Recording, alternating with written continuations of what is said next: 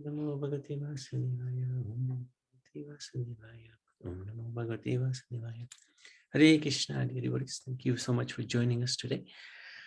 We like to seek the blessings of Radha Madhav, Radha Shyamsundar, Krishna Balaram, Gauranitai, Srila Prabhupada, Guru Maharaj, so that we can continue with the overview of Bhagavad Puran, Canto 11, chapter 23, and this is text number 59. Sukha Dukha Pradonanya Purusha Syatma Vibramaha Mitrodasina Vipava Samsara Tamasa Kataha. No other force beside his own mental confusion makes the soul experience happiness and distress. His perception of friends, neutral parties and enemies, and the whole material life he builds around this perception are simply created out of ignorance. So this is quite eye-opening because we're living our lives surrounded by friends, avoiding enemies, and we try to keep good relations with others. But unfortunately, it's all connected to the body, and hence it's temporary. It's created out of ignorance. So let's see how the context of this. This chapter is called the Song of the Avanti Brahman, and it tells the story of the mendicant sannyasi from the Avanti country as an example of how one should tolerate the disturbances and offenses created by evil persons. So, right at the end of the chapter, last chapter, Uddhav said to Krishna that insults are very difficult to tolerate. And Lord Mukunda, pleased with Uddhav, said, there is virtually no saintly person, no saintly man in this world capable of resettling his mind, his own mind, after it's been disturbed by the insulting words of uncivilized men. So it's interesting how Krishna says there's no saint, virtually no saintly man who's able to tolerate insults. Very interesting how Krishna is saying that. Sharp arrows which pierce one's chest and reach the heart do not cause as much suffering as the arrows of harsh, insulting words that become lodged within the heart when spoken by uncivilized men. So even arrows, even which strike our body, are not as hurtful as those harsh words spoken by people towards us. Very interesting. And this is even sages. I mean, there's one example. I can't remember the personalities involved exactly. I can't remember them names. I won't give names because I'm sure I'm going to get it wrong. This is the traditional great sages. One of the sages was insulted by another, and he must have met the other sage after a few yugas, thousands and thousands, millions of years. And he reminded that sage, you insulted me millions of years ago. So it's very difficult to give up insults, somebody's insulting words. We all remember them forever and a day. Yet a mendicant Brahmin from the city of Avanti, even while being attacked by wicked men, considered this trouble to be simply the consequence of his own past deeds and tolerated it. So this is a really interesting story Krishna is going to tell to Uddhav as an example of how we can also try to tolerate disturbing words from others. So this Brahman, he was previously a rich agriculturalist and merchant.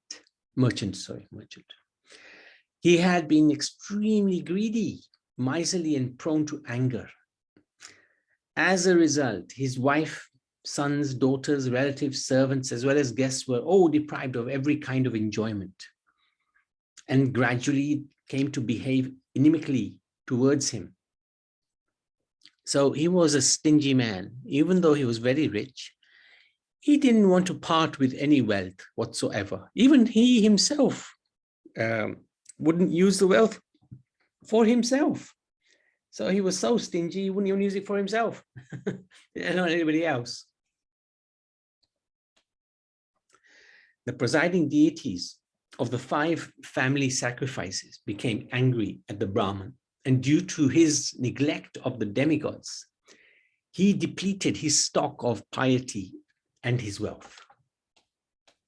Some of the wealth of the Brahman was taken away by his relatives, some by thieves, some by providence, some by the effects of time, some by ordinary men, and some by government authorities. Finally, when his property was completely lost, he who never engaged in religiosity or sense enjoyment became ignored by his family members. And this is what happens. When we're wealthy, we'll see there's so many people around us. But when we hit the hard times, that's when we find out who our real friends are. Everybody else disappears. Finally, when his property was completely lost, I've done that way. Thus he began to feel unbearable anxiety, great pain and lamentation, having lost all his wealth. Then a powerful feeling of renunciation came over him. So this sometimes happens when we lose everything. I think, okay, you know what?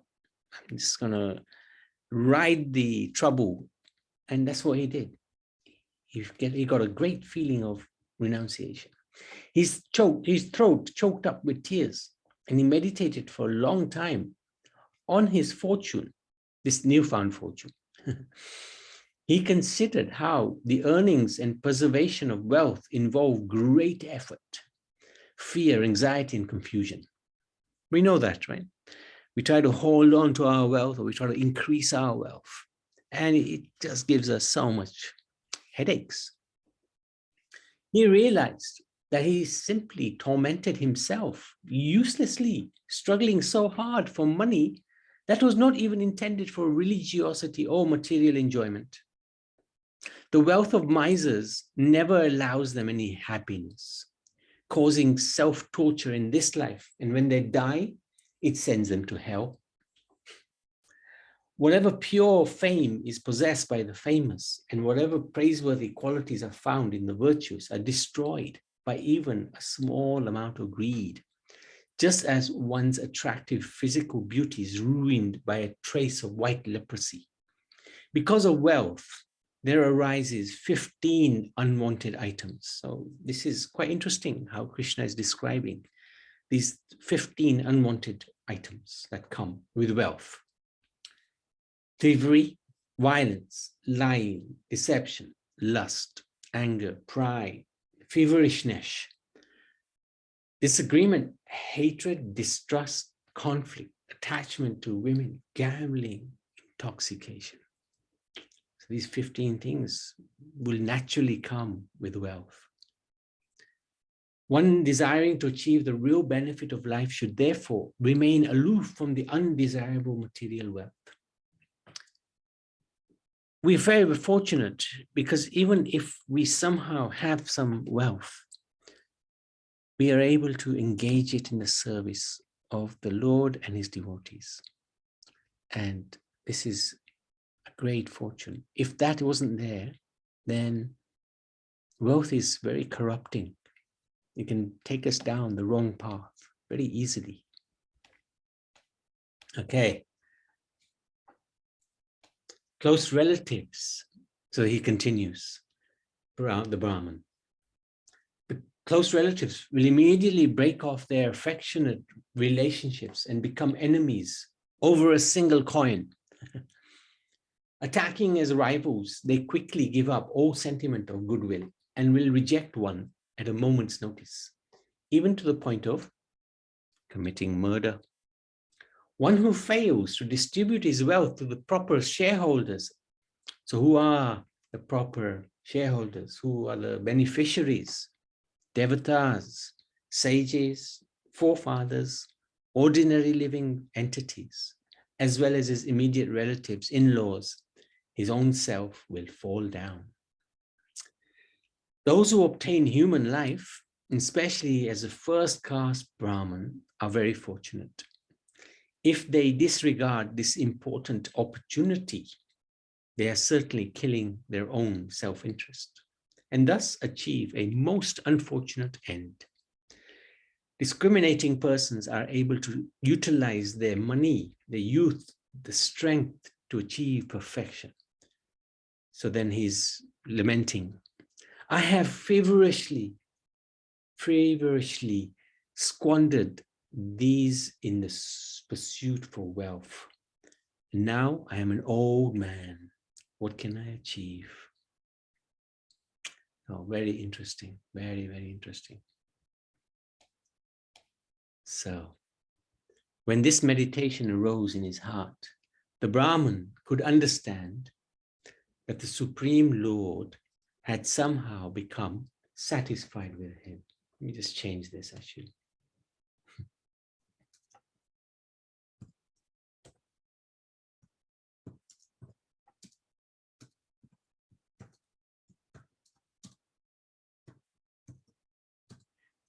Because otherwise I will forget and not do it.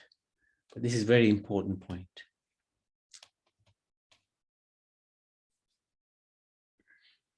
Somehow, Supreme Lord became satisfied with him and brought him to this suffering condition, forcing him to experience detachment, which is the boat, to carry him over the ocean of material life. Sometimes we think, oh, this horrible thing has happened to me. I can't live. How can I tolerate it? Why, God, did you do this? But look at this Brahman. His mood was different.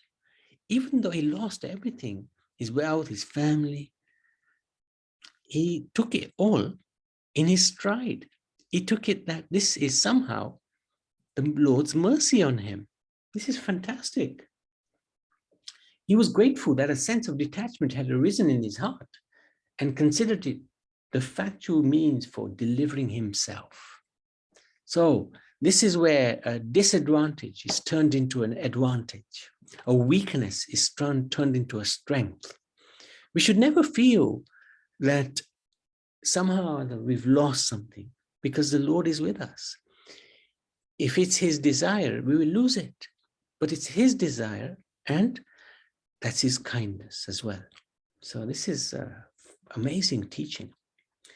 In this condition, he determined to engage the duration of his life in the worship of Lord Hari, and thus accepted the mendicant order of Tridandi sannyas, reasoning that Maharaj Katwanga was able to achieve the spiritual world in a single moment. So we came across Maharaj Katwanga in an earlier canto. He was fighting for the demigods, and he was so good, but he fought for a very long time. He lost track of all time. So when the victory, when he was victorious, the demigods asked him, okay, what would you like? We're so happy with you. We can give you anything you want. So he asked them, when will I die?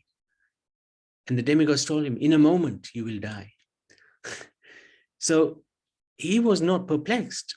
He immediately focused his attention on the Supreme Lord, and he achieved the spiritual world within a moment. So this was the thinking behind this Brahmin. I'm an old man, but yet, you know what? If Maharaj Katwanga can do it, I will get inspiration from that. His mind thus determined that most excellent Avanti Brahman was able to untie the knot of desire within his heart. He then assumed the role of a peaceful and silent sannyasi, mendicant. Subsequently, he would enter different villages to beg charity, but the people would harass and disturb him. But he simply tolerated all this, remaining firm as a mountain. He did not advertise his advanced spiritual position, and thus was not recognized by others. Some of the people would take away his sannyasi robe, and some the water pot which he was using as a begging bowl. Some took his deerskin seat. Some his chanting beads, and some would steal his torn, ragged clothing. Displaying these things before him, they would pretend to offer them back, but would then hide them again. When he was sitting on the bank of a river, about to partake of the food that he had collected by his begging, such sinful rascals would come and pass urine on it, and they would dare to spit on his head. Although he had taken a vow of silence, they would try to make him speak, and if he did not speak, they would beat him with sticks. Some would chastise him, saying, "This man is just a thief," and others would bind him up with rope, shouting, "Tie him up, tie him up." They would criticize and insult him, saying, "This man is just an hypocrite and a cheat. He makes a business of religion simply because he lost all his wealth and his family threw him out." By practice of silence, he strives for his goal with great determination, just like a heron. So this was amazing. The Brahman understood that all his suffering, this is such an amazing chapter. He understood that all his suffering from other living entities, beings, the higher forces of nature in his own body was unavoidable, being allotted to him by providence. Even while being insulted by these low-class men, he remained steady in his spiritual duty. Fixing his resolution in the mode of goodness, he began to chant the following song. And this song is, this Gita is called the Bhikshu Gita. The Brahman said, okay, so this is his song. "These people are not the cause of my happiness or distress. Neither are the demigods, my own body, the planets, my past work or time.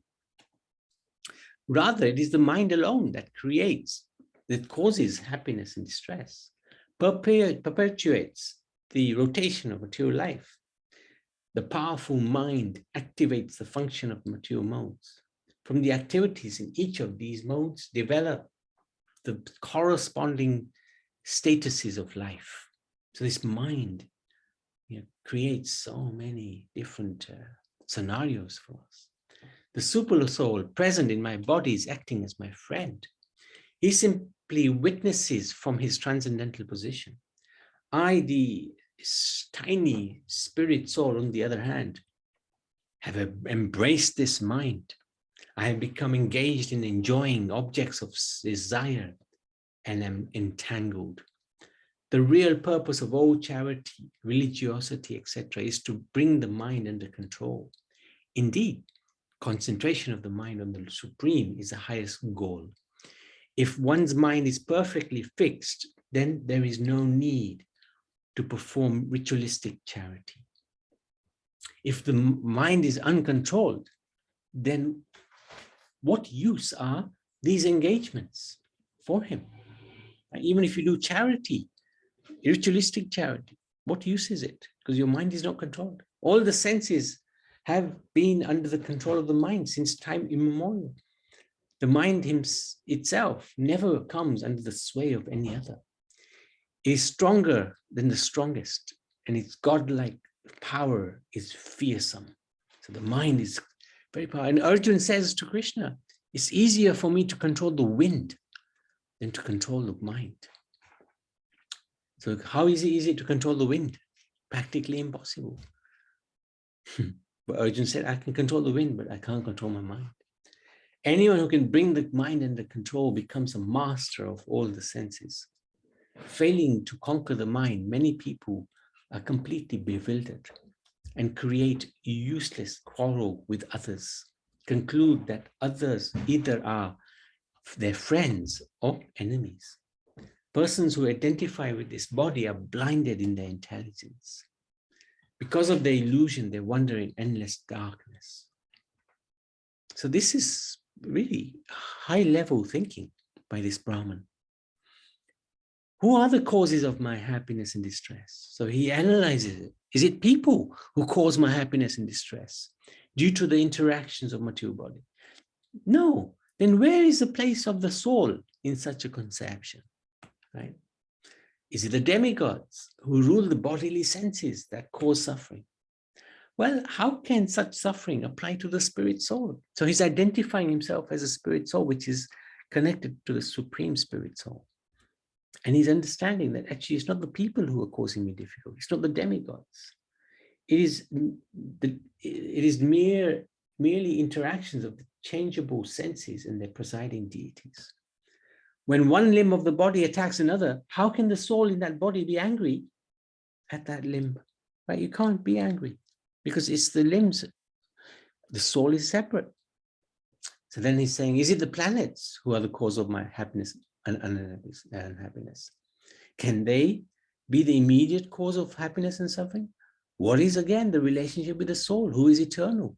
The effect of the planets apply only to things that have taken birth, but the soul doesn't take birth. So he's just eliminating one by one. Who is the cause of my problem? Is it the fruitive work? Karma, is it my karma?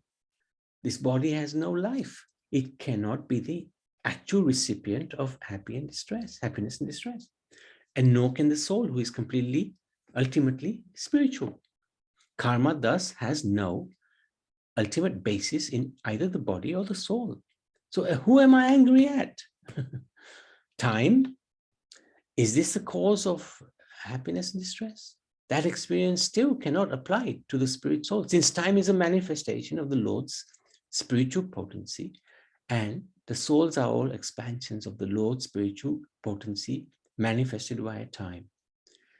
Is it the false ego giving shape to the illusionary material existence? No, the spirit soul, however, is transcendental to material nature. He can never actually be affected by material happiness and distress. In essence, we can't be, but because we associate ourselves with this material world, and we think we're connected, we live in this world, somehow or other, we become affected. But his arguments are good to understand so that we can also come to his place of understanding. In any place and any circumstance, or by any agency of any person, we cannot be affected by material happiness or distress. So he's eliminated all the different aspects of who can be the cause of his happiness and distress. A person who understands this has nothing to fear for material creation. I shall cross over the ocean of naysayers by being fixed in the service of the Lord. This was approved by previous acharyas who were also fixed in firm devotion to the Lord, Paramatma, the Supreme Personality of Godhead. So this is really very powerful instructions, very wonderful chapter. So then Lord Krishna said, thus becoming detached upon the loss of his property, this sage gave up his moroseness. No other force beside his own mental confusion. So this is the verse that we read. No other force beside his own mental confusion makes the soul experience happiness and distress. His perception of friends, neutral parties, and enemies in the whole material life he builds around this perception are simply created out of ignorance. My dear Uddhav, fixing your intelligence on me, you should thus control the mind. This is the essence of science of yoga. It is controlling the mind. Not so easy, but we have to make an effort. Anyone who listens to or recites to others this song of the sannyasi, which presents scientific knowledge of the absolute, and who thus meditates upon it with full attention, will never again be overwhelmed by the dualities of happiness and distress. This is if we can understand the instructions of this chapter, of course. So this is the end of the chapter. Incredible chapter, actually. Really amazing chapter. Good one to, especially when we are going through difficulties. This is a really good chapter to steady our mind. So, any questions or any comments? Thakurji? Hare Krishna, Niman. Yes, this is an amazing chapter, what they're answering, and then his answers are given themselves. But what about the three miseries of this material nature that we all suffer? And the Devik, Adhyatmik, Adi Bhautik, and Adi Devik. Yes, correct. Again, his argument will be that that does not connected with the soul. It's connected with the body, right? So the body, because the Adi Devik, something is cold, sometimes it's wet. But is the soul affected? Because Krishna says, no, the soul cannot be drowned, it cannot be cut into pieces. So the soul in itself is beyond that. But because the soul identifies with this body, it's affected by the threefold miseries of material life. Adi Devik, Adi Atmik. Adi Atmik is Adi Devik, Adi Atmik, and Adi what? What was Adi it? Bhautik. Bhautik is by the other people around us. Yes, Adi Atmik is by the mind. Yeah. And we can know we're different from the mind. When we start chanting, we see the mind heading off in different directions, and we can bring it back to the chanting. So we know we're not the mind either. So any call, any difficult, and this is what Krishna is saying. In fact, yeah, there is no other force besides his own mental confusion. So the mind confuses us, makes the soul experience happiness. So the soul is not the one who should be affected by happiness. It's the mind that's causing him to become unhappy or happy. And then Adi Baudik, yes, difficulties from other living entities. Again, that's probably karma, because we've done something wrong in our past and we're getting it now. But even that karma, if we look at the spirit soul, it doesn't affect us. It shouldn't have any bearing on the soul, because the karma is attached to effectively the reactions he's getting due to his activities in the past, when his activities were all based on material relationships. Now, the understanding the Brahmin has received is, okay, you know what? Yes, I'm going through this difficulty, but it's my own creation through my own mind. And I'm become detached from it. I am the spirit soul. I am separate from the body, from the mind. And therefore, I won't let anything affect me anymore. Very powerful, very difficult, of course, to put into practice. But I think this supersedes. I think this is above the three miseries of the material nature that we all suffer. Yeah. Yeah, because of supersedes it. Yeah. Yeah. Through the same arguments that he's putting forward. Absolutely right. Absolutely right. Yeah. No, thank you. I've heard it mentioned sometimes about the Brahman, but most of the time, I think there's something worth remembering, because this is like cream on a cake, what Avanti Brahman said. It is. It's a really good, it gives a lot of comfort to us as spirit souls. That actually, whatever we're going through this world, what to do, it's our own conditioning that's making us suffer. But actually, we are beyond, because we are one, we are qualitatively one with the Supreme Personality of Godhead. So yeah, it definitely gives a lot of comfort, I have to say. This is what Gita has been saying all the time. Yeah. Spirit and the soul. Spirit, soul, and the material body are different, but this gives we shouldn't identify ourselves. Yes, very good, very good. And this gives it from a different angle. Yes. So it's an interesting angle. Thank you, Prabhuji. No, thank you so much. Prabhaben. Earlier you said something, Jai Shri Krishna, Prabhuji, and all the devotees, Hare Krishna. You said earlier about insult and insult. After a long time, the person still remember about the insult. You insult me. After you, still they remember. And that was bit true. Sometimes we don't know, but it comes in when you see somebody said, oh, I know that person, he done this to me. That's right.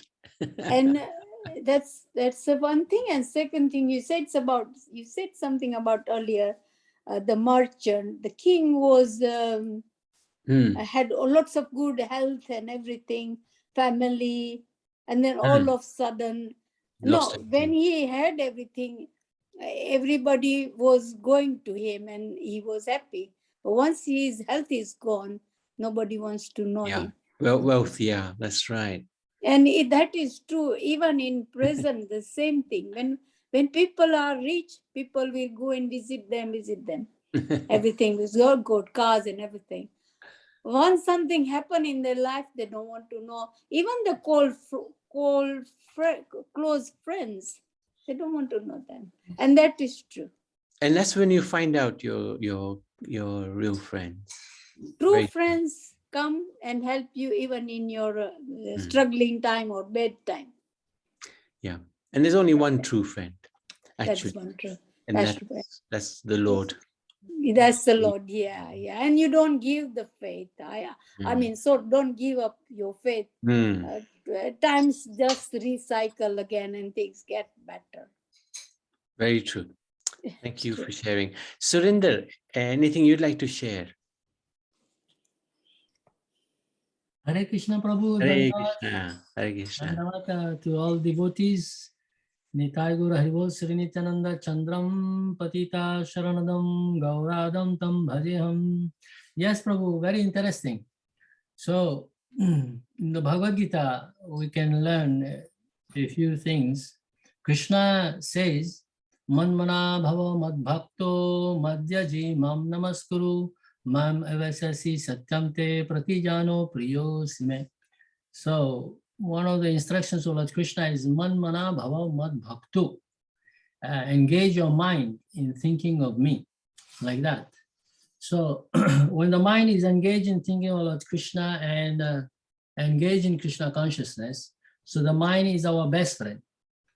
But when the mind is dictating us to engage in sinful activities, and then the mind is uncontrolled and it is our greatest enemy. So, so it says that we should use our mind to elevate ourselves in our spiritual life and not to degrade ourselves like that. So first and foremost is a mind is influenced by association. That's why the scripture says asat sanga tyaga he vaishnava achara. With bad association, we develop this bad mentality. And then with bad mentality comes everything sinful and evil can follow. And we may deviate from our spiritual life, spiritual practices.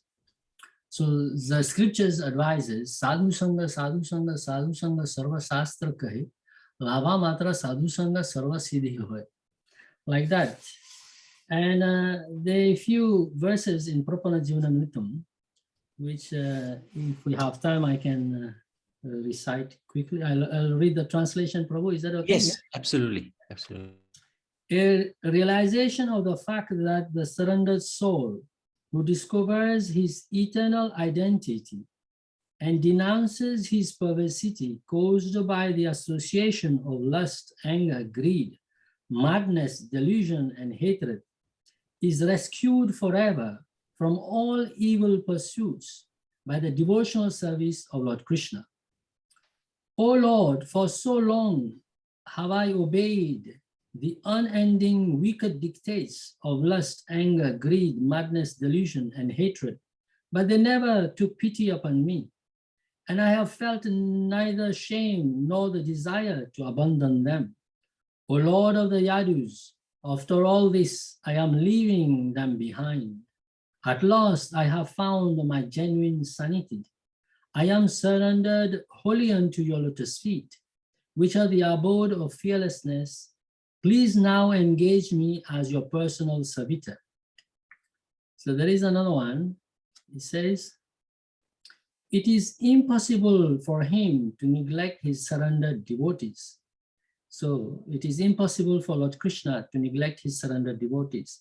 O Lord, after all, what unprecedented trials may befall me now? I can tolerate anything and everything. No doubt, unhappiness is my natural companion. Nonetheless, it will not become you to allow the neglect of your surrendered soul, who now stands before you. This verse was spoken by Sri Yamunacharya. Yes, and there is another one. O sea of compassion, I am no better than a wicked animal on 2 feet, the most incorrigible parasite, a beginningless and endless reservoir of the greatest inauspiciousness. Nonetheless, I abide in fearlessness, repeatedly remembering the divine qualities of you, the endless ocean of affection and the supreme friend. Hare Krishna Prabhu, Nitai Gaura Haribol. Thank you very much. Yeah, thank you. Very, very nice to hear this, especially Yamunacharya's. Yes, thank you. Thank you.